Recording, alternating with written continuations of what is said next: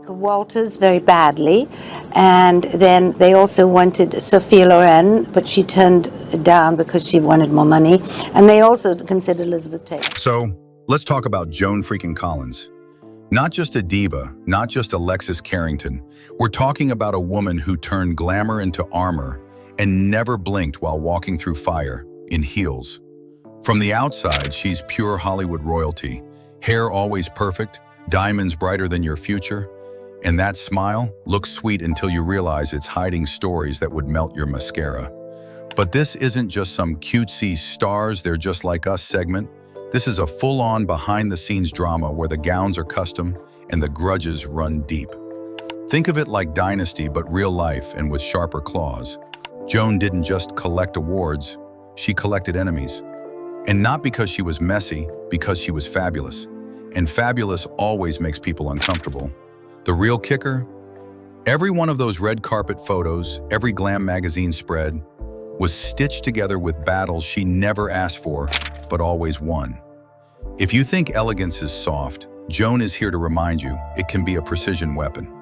And when someone tried to cut her down, she didn't cry. She smiled, posed for the flashbulbs, and made sure they never forgot her name.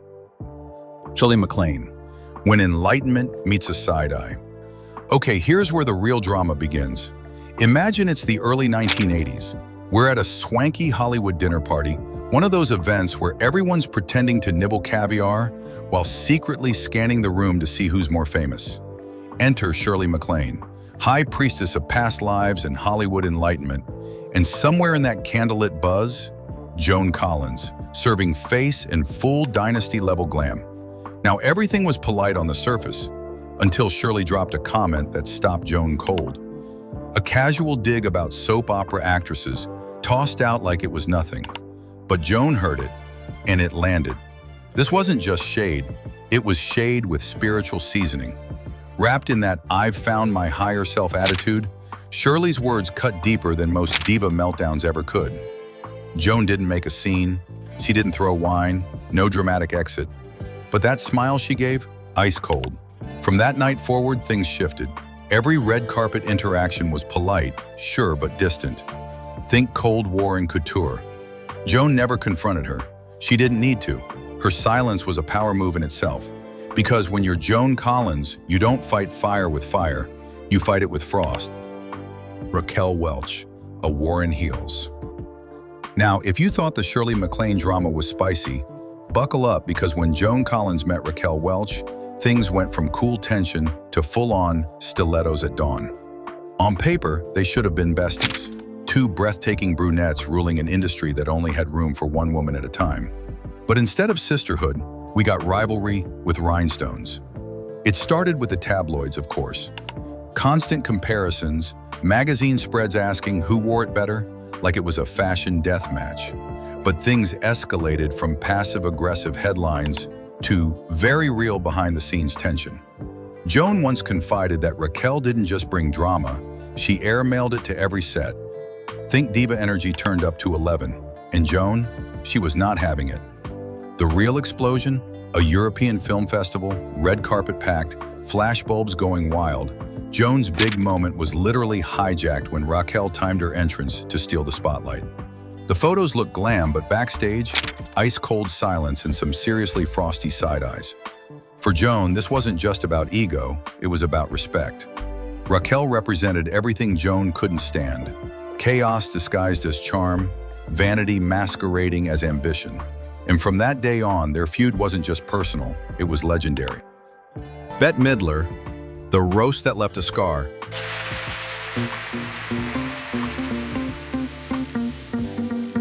So let's set the scene. Glamorous Hollywood fundraiser.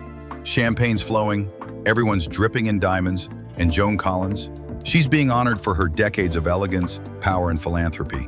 But then, Bette Midler grabs the mic. Now, we love Bette. She's bold, she's brash, and she rarely misses a moment to steal a stage. But that night, she went off script, way off. What was supposed to be a playful roast turned into a mic drop moment Joan never forgot. More porcelain than person, Bette joked, aiming at Joan's rumored plastic surgery. The room erupted in laughter. But Joan, she didn't laugh. She stood there, smiling through what felt like a slap. To the crowd, it was just a zinger. To Joan, it was a public humiliation, wrapped in rhinestones. She had spent years surviving an industry obsessed with youth and perfection. So being mocked, especially by a fellow woman, for the very armor that protected her, that cut deep. Joan didn't lash out. She didn't clap back on stage. But in her memoir, she let it rip. She made it clear, there's a difference between being fearless and being cruel. And that night, Bet crossed the line, in heels sharp enough to leave scars. Tony Curtis, the charmer turned betrayer. Now here's a twist worthy of a classic Hollywood script. Joan Collins and Tony Curtis, two old-school icons with matching star power and charm that could light up a room. For a while, they were thick as velvet thieves. Red carpets, cocktail parties, whispered gossip over champagne. They looked like best friends cast in Technicolor. But behind the scenes, something far darker was brewing. It all fell apart during the filming of a lesser-known TV movie.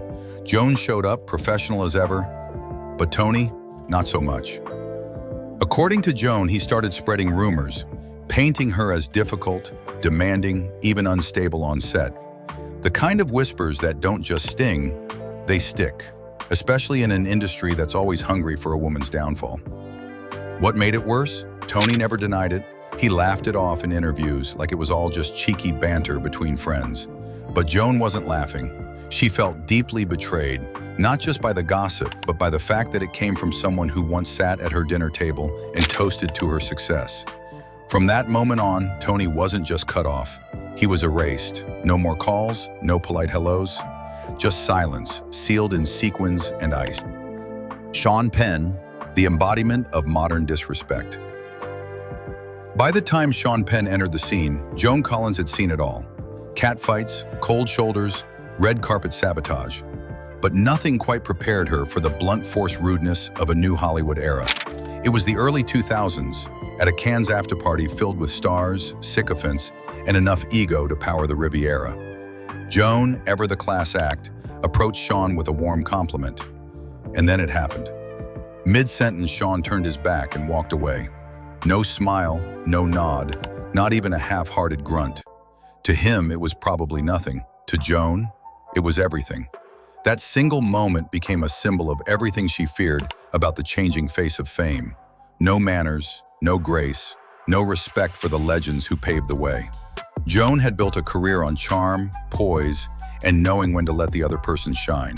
Sean, in her eyes, bulldozed through all of that with a shrug and a scowl.